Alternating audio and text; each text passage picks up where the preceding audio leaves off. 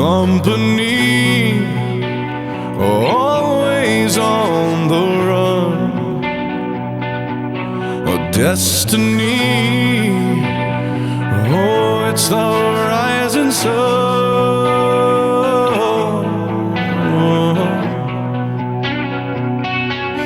I was born, a shotgun in my hands, behind the gun, I'll make my final stand.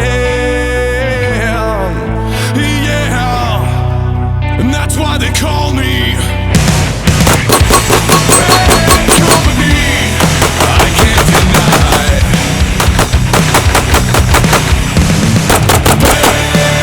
bad company till the day I die.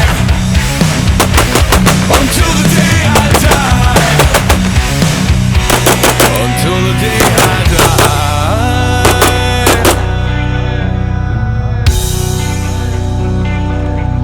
Rebel souls, deserters we've been called. Chose a gun and threw away the sun.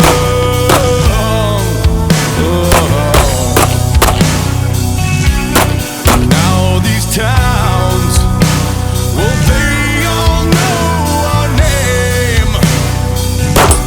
The death punch sound is our claim to fame.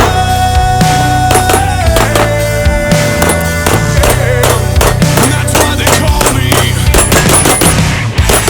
bad company. I can't deny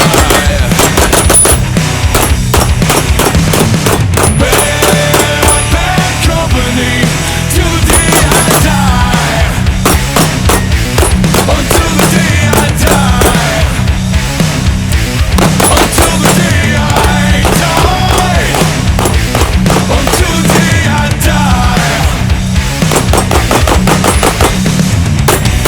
Eye for an eye, tooth for a tooth, blood for blood.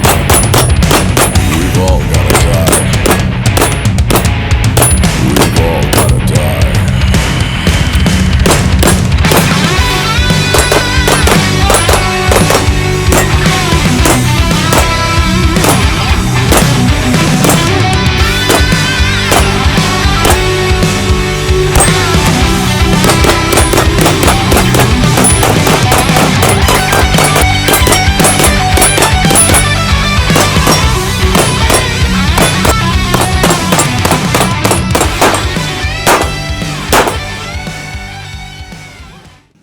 Hey dudes, Reagan with Texas Defense Articulations here again with the 10-8 Masterclass pistol by 10-8 and Springfield Armory.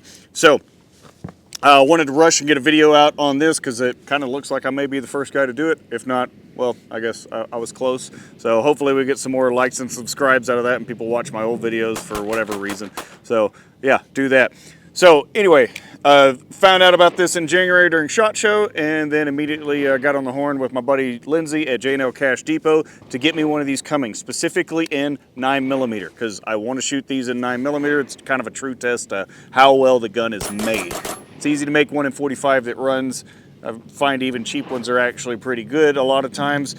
That is not the case with 9mm. So I wanted to really give it a true shakeout. So I've got 2,000 rounds through this gun. I got it a week and a half ago, and we just jammed rounds through it quickly. So if you want to look into Hilton Yamm and all his good stuff, we've got tons of good videos out there. You know, talks about his background a little bit, and there's other people talk about his background, but the dude's a 1911 parts manufacturer and hell of a shooter. So definitely was excited about this guy. Got it in, immediately fired 2 mags through it without even doing anything. Just took it out of the box right out in the backyard, 2 magazines, see if it was even reliable with the shipping oil on it, and lo and behold, it was. So after that, just cleaned it off real quick with brake cleaner, and then put myself my Slip 2000 all over it like I like to do, and then started hammering rounds through it. I even invited some of my clients to come out, put more rounds through it, because I didn't really have all the ammunition that I wanted to burn up that quick. on me, so I let them shoot some through it. We did run into some out-of-spec ammunition causing a few issues, like it not going quite into battery. When I switched over to the ammunition that I've been using from Top Shot Munitions, which is a local manufacturer for me, went back to 100% performance. I also had one magazine that was bad, but it just nosedived a couple of times. I'm like, hey, yep, that's the magazine. Pulled it out, no issues after that. So after we ran that out of spec ammunition through it, I went ahead and cleaned it a little bit. Again, brake cleaner, and then Slip 2000 oil and grease all over it, and it chugged along till we got to about the 2,000 round mark here today. We did have one stovepipe out of it. Can't tell if it was shooter induced or if we had an ammunition issue with that also, but it only did it once after all that, so I'm going to say it's most likely not just the gun. So anyway, some of the features of this pistol are going to be that Hilton Yamm specifically chose out. It's got these abbreviated slide serrations right here. They're perfectly vertical instead of slanted like you normally run into with pistols around this price range. He's got the square trigger guard on here. I'm not against the square trigger guard or anything other than you can run into some holster compatibility issues because most of, if you're not running a light, it tends to hold tension on the trigger guard, and this one's a different shape than you're running with most 1911s. But if you're running a light, no big deal, slides right into your holster. He does like the flat face triggers on here. I'm not really sold on the flat face triggers personally. I'm not against them, I'm not for them. I pick them up and I shoot them, but I don't really have a preference over that versus a curved trigger. But hey, they look cool and they work, so I like that. That works just fine.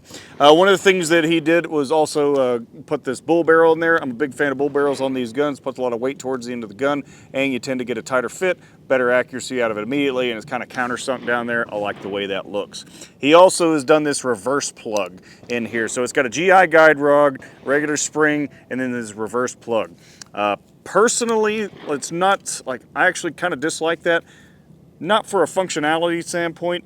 It's honestly like a personal, like, ick to me. Is trying to get the gun back together while it's all greased up and looking nice, right? I'm trying to get it back together. I feel like I'm going to pinch the spring and cause it to basically malfunction on me a bunch of times. I just don't like the way that does personally.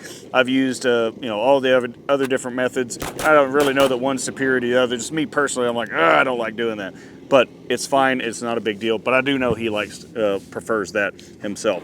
He's, of course, got his G10 grips on here with his little logo right here. They're nice and subtle. One of those nice small details that I love about this is it's got slotted grip screws on it instead of those stupid Torx head screws that break off and make you want to throw the whole thing into the trash can. Just kidding, don't do that. But yeah, they already come slotted on there, and I'm pretty sure they're Loctited on there because after 2,000 rounds, I have not had to tighten them up at all. So, like that a lot. Of course, the 20 lines per inch checkering that it's got, and then it has a magazine release that is actually slanted backwards and serrated pretty aggressively. I do like that. That is pretty cool. Nice little feature that I wasn't thinking about when I picked the gun up. And now it's got the thing that the one real complaint that I'm like, I really don't think I like this. This slide stop is actually, it's not elongated, or it's not extended out like I ran onto with the with that Nighthawk gun a few years ago. It's extended in length, and I tend to catch it with the edge of my thumb, so that makes it where my 9mm mags don't tend to lock the slide to the rear. It tends to go forward on an empty chamber because of that. When I say it's me, it's the shooter causing the issue. But I don't run into that with any of my other guns, and that's specifically, I believe, because of this. I even did a little video that I'll tag up here where I'm doing 1 round per, shooting the gun with only one hand to make sure I'm not touching this, and it locks back on every single magazine. So the gun's fitted properly, all that. Just this thing kind of gets in the way for me a little bit. But I also wear about a medium-sized glove, so if you got a little bigger hands, probably not going to be an issue. So my little Pillsbury Doughboy hands ain't doing it for me on this one. The things that I don't care for on the gun, and it's a personal thing, you don't have to get upset about it. There's nothing wrong with Hilton because he chose to do this. I don't really care for fiber optic front sights on anything except competition-only guns. And this being what it is, and Hilton's background being what it is, I kind of feel like this is a duty gun. So I don't care for them on there, but I know some other guys that I train with that I really like Mike Panone's a big fan of these too, but they're just not my jam. One of the things I will say is, like, I had a lot of people with, oh man, it's a Hilton Yamm pistol. There will be no MIM parts. As soon as I took it apart, I noticed the ejector's got all the spots on it. It's an MIM part. If you talk to Hilton and watch his videos, you realize he's not really like against MIM parts. There are some that he's like, yeah, that's junk. But for the most part, it's like in the proper positioning, it's a non-issue.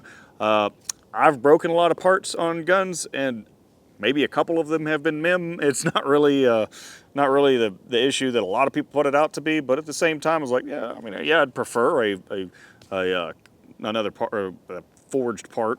But yeah, it's not really a deal breaker or anything for me. So anyway, man, I don't know what else to go into about this pistol. It shoots really well. It's nice and accurate. Not quite as accurate as my professional. It can't make a 9mm shaped hole at 7 yards like I've done with it several times, but it is very close. So it definitely hits the spot on being accurate. Because I have run into that with a lot of 9mm 1911s. They may be reliable, but when it came to accuracy, they were just not there. And my 45s always outperformed them. So this one definitely scratches the itch there too. So unless there's anything else,